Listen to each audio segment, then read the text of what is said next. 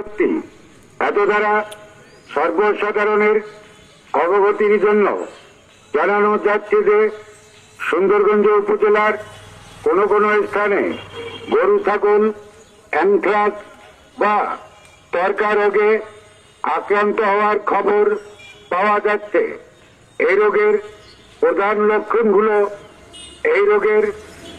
লক্ষণগুলো হলো জ্বর, শ্বাসকষ্ট, লোম খাড়া হয়ে থাকা, শরীরের কাঁপুনি, পেট ফুলে যেতে পারে ও মৃত্যু পশুর নাক, মুখ, মলদ্বার, চনিপথ দিয়ে কালো রঙের রক্ত বের হতে পারে। করণীয়: অসুস্থ পশু থেকে সুস্থ পশু আলাদা করতে হবে। অ্যানথ্রাক্স বা ত্বরকা রোগের লক্ষণ দেখা দেওয়ার সাথে সাথে স্থানীয় উপজেলা প্রাণী সম্পদ অফিসে যোগাযোগ করতে বলা হলো।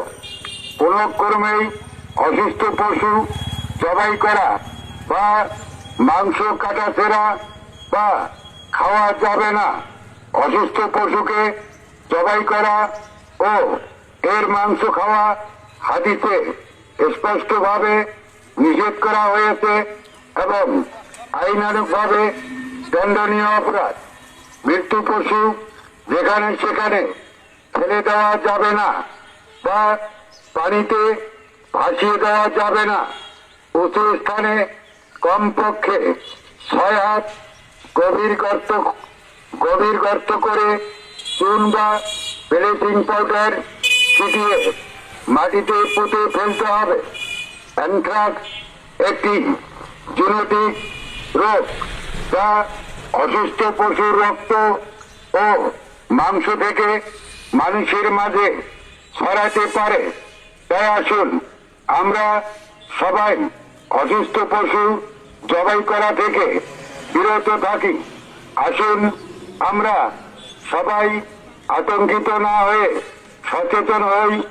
সুস্থ গবাদি পশুকে সঠিক সময়ে টিকা প্রদান করি। যোগাযোগের জন্য মোবাইল নাম্বার 01701027 প্রচারে উপজেলা প্রশাসন এবং উপজেলা প্রাণী সম্পদ দপ্তর ও ভেটেরিনারি হাসপাতাল সুন্দরগঞ্জ গাইবান্ধা।